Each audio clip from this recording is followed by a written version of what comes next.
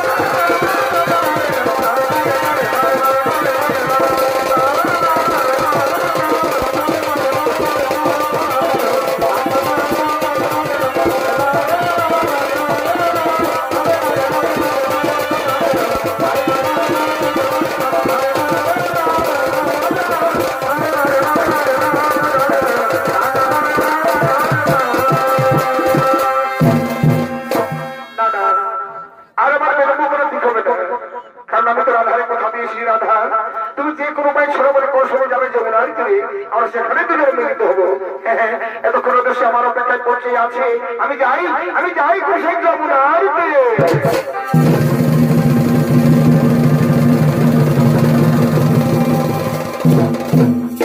অপরদিকে দেখুন শ্রীমতী রাধারানী সাম্বল ধোয়ার সাথে লোকের জন্য আসছে সেই যমুনার ঘাটে।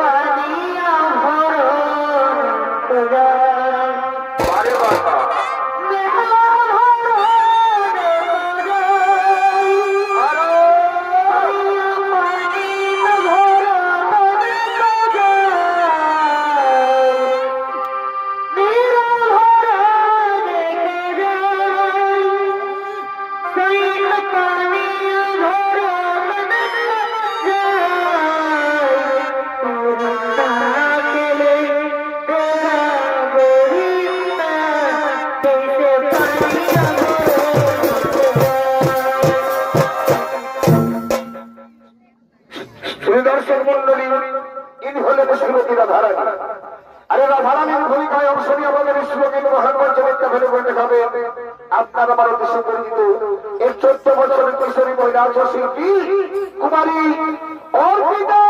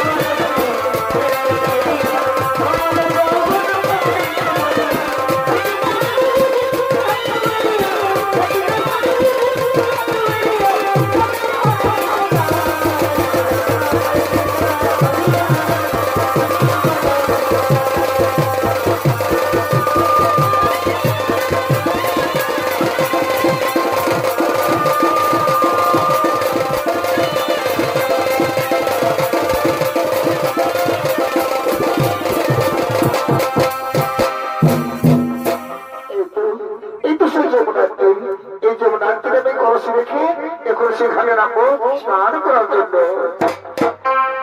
ও মনবাসিয়া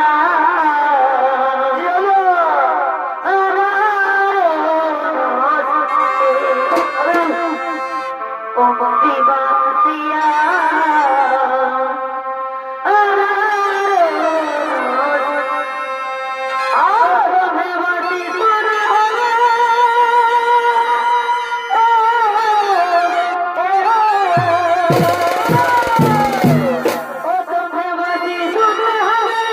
Oh,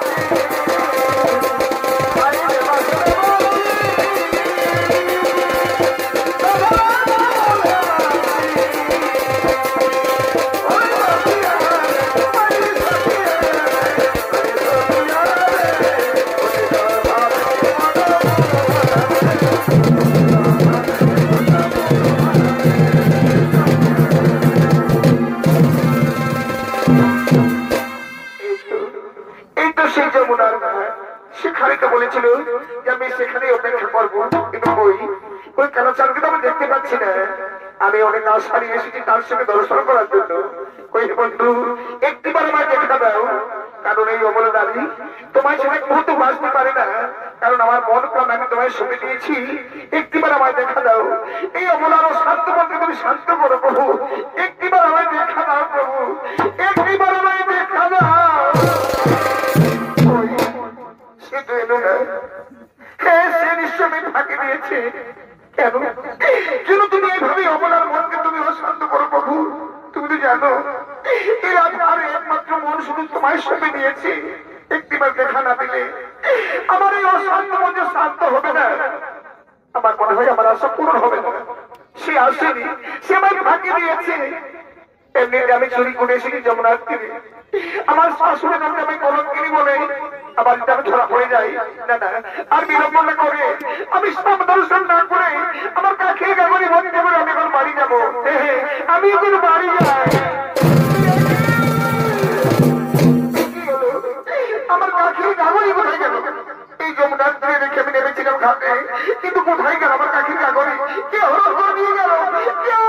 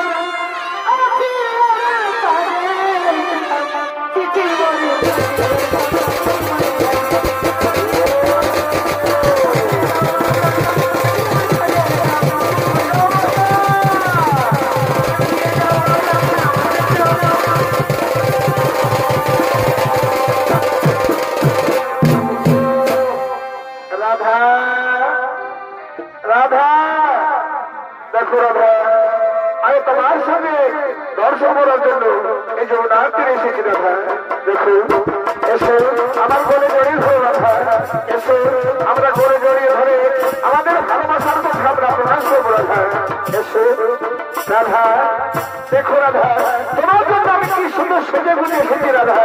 এসো আমার ঘরে জড়িয়ে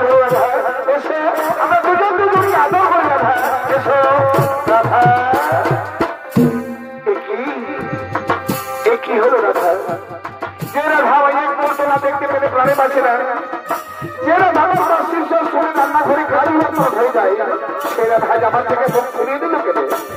তবে তবে সে আমায় ভালোবাসে না, সে আমার সঙ্গে অভিনয় করে। ঠিক আছে রাধা, ঠিক আছে, তুমি যদি আমায় ভালো নাই বাসবে তাহলে আমি কিন্তু তোমায় ভালোবাসতে যাবো। তুমি তো জানো রাধা, শুধু একটু মন নিয়ে ভালোবাসা হয় না, ভালোবাসা মধ্যে দুটি মনের প্রয়োজন হয়। ঠিক আছে, তুমি যদি তাই সুখী হও তাই হবে, কিন্তু তোমায় দিলে আমি এই মরুভূমি কিছুতে থাকতে পারবো না দাদা। কারণ তোমার মধ্যে আমি আছি, যখন আমার জীবনে তুমি নেই তাহলে মরুভূমি থেকে আমি কি করবো দাদা? আমি চিরদিনের জন্য মরুধাম ত্যাগ করে চলে যাবো দাদা, চিরদিনের জন্য মরুধাম ত্যাগ করে চলে যাবো। যাবার আগে আমার সৌভাগ্যে যে মূল্যবান সম্পদ রয়েছে এই শব্দ বেকার, এই সব রাধা বিনা শোভা পায় না দাদা। তাই যাবার সময় আমার এই মূল্যবান সম্পদ যেমন মাথার মুকুট, হাতের বাঁশি, গলার মালা, আমি সমস্ত যদি তোমার পায়ে সমর্পণ করে যাবো দাদা। এই নাও রাধা, ওরা ছোড়া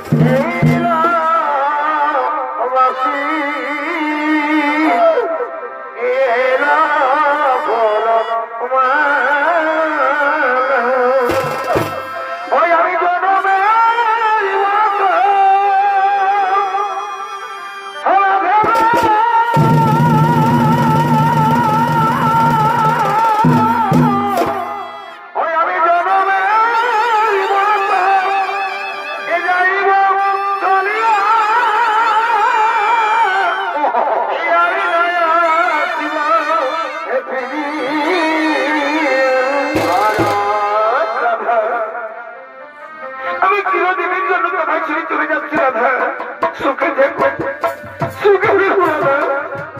জানি না তোমার সঙ্গে আবার আমার দেখা হবে কিনা, তাই শেষ বিদায় নিয়ে আমি যাই রাধা। আজ বিদায় হলো রাধা, আজ বিদায় হলো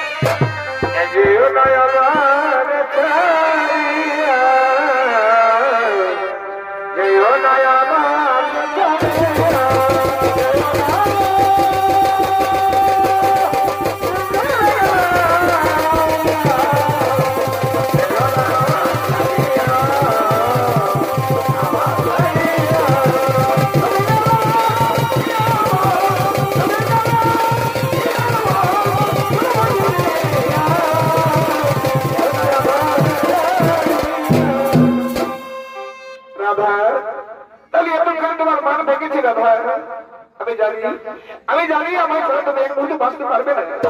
সত্যি যদি তাই হয় তাহলে কেন মিথ্যা অভিনয় করে তুমি আমার অন্তরে আঘাত দিলে রাধা? আমি জানি আমি হলাম রাধা অন্তপ্রাণ আর তুমি হলি হরিষ্ণ অন্তপ্রাণ। আমাদের আকার দুটি হলেও আমাদের আত্মা যে একটাই রাধা।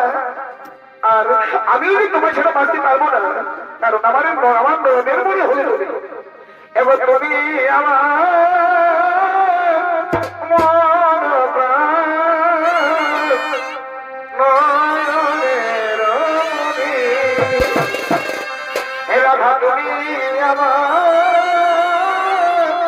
মন প্রাণ নয়নের মনি। এবার তোমায় হারাই